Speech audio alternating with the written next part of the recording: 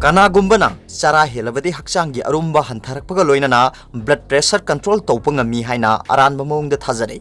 Tasengbadi Chara-hellaga na amukka hena blood glucose ki chang wangkhathanbaga loinana hakchanggi arumba hengathalli. Khwaidagi phabadi chaba thakpa matam naibaga loinana akaknaba changda chabaduni. Henjinna chabasu phatte Chara-henbasu phatte. Washington gi Yakami da leiba Pacific Northwest University of Health Sciences ta biochemistry amasung nutrition gi assistant professor oiba Kathleen Brigas Arlina haiki numidang Chara-hellaga tumkhrabadi liver dagi ahen ba glucose thadoroktuna ida yawba glucose ki chang wangkhalai amasung hakchang gi arumba hengalai. Chaba thakpa matam naidrabadi blood sugar gi chang amuk wangkhat amasung amuk nemtha tawba maramna yariba makhai chaba thakpa gi chang naihenna ba honagadabani. Amuktada pulup sasin bagi mahutta ngaihak kanaraga khajik chabana blood sugar control tawbada mateng pangi. Amuktada pulup puk thanna sasilabadi ngaihak ki manungda blood sugar ki chang khangwang wangkhalai. Matam sangna chak lamhan bataragana blood sugar ki chang ka hena nemthaki. Yamna toina blood sugar ki chang aka akum tawrabadi khudong thiningai oi. Pumnamak asigi yenglaga yariba makhai chaba thakpa matam nahengadabani. Amaromda Minneapolis ki Park Nicolette leiba International Diabetes Center ki report amana haikre madudi numit khudingi ayuk yahoraga breakfast sarabadi blood sugar control tawbada mateng pangi. Numit khudingi breakfast sabana aramba kokhanbagi mathakta hakchanggi arumba amasung ida yawba sini gi chang hanthari.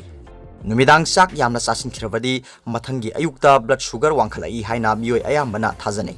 Tasengbadi type 2 diabetes naraba miyoi singda blood sugar wangkhat halibasi hormone makhal marinani.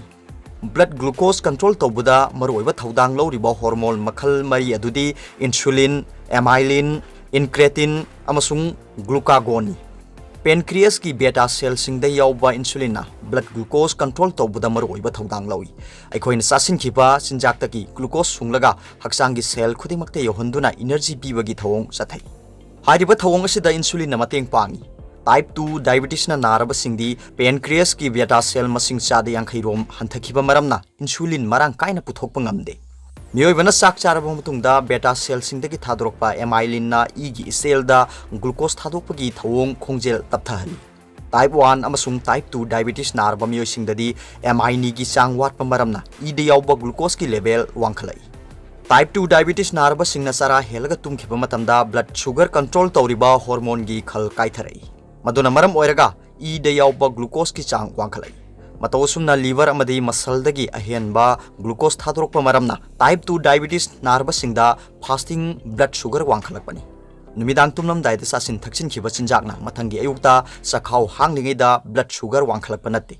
Hormone gi khal kairikpadagi phiba masi ohilakpani haina Minneapolis ki Park Nicolette ta leiba International Diabetes Center gi dietitian amasung diabetes educator Arlene Monk na phongdoki. American Diabetes Association amasung American Association of Clinical Endocrinologists ki Martin Iron na haiki.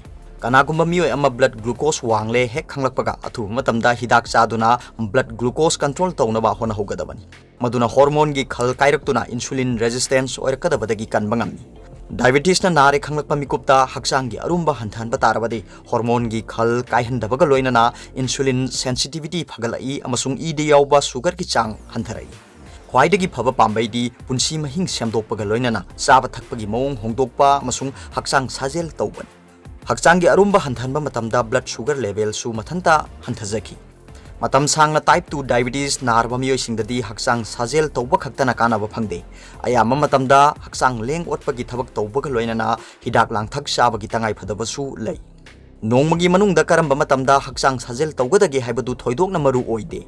Henna maru oiribadi akaknaba matam thamdana ayama matamda hakchang leng otpagi thabak tawbudubuni. Maduna insulin gi mathau hingalaktuna blood sugar control tawbada mateng pangi. Maramaduna ayuk hek yahurakbaga minute 10 rom stretching exercise tawgadabani. Thabak satpada lapna gari khamlamlaga mate khara khongna satgadabani. Tumlam daida ka hena sasinbagi mahut afaba makhal gi chinjak oina chang hanthana chagadabani. Ka hena wahan bamak natrabasu ayamba matamda hakchang leng otpagi thabak tawba mathau tai haina akhang heikyana phongdokli. Aroibada Paobilai news reader ki video bu yengbiri bu khuding makpu thagatchari.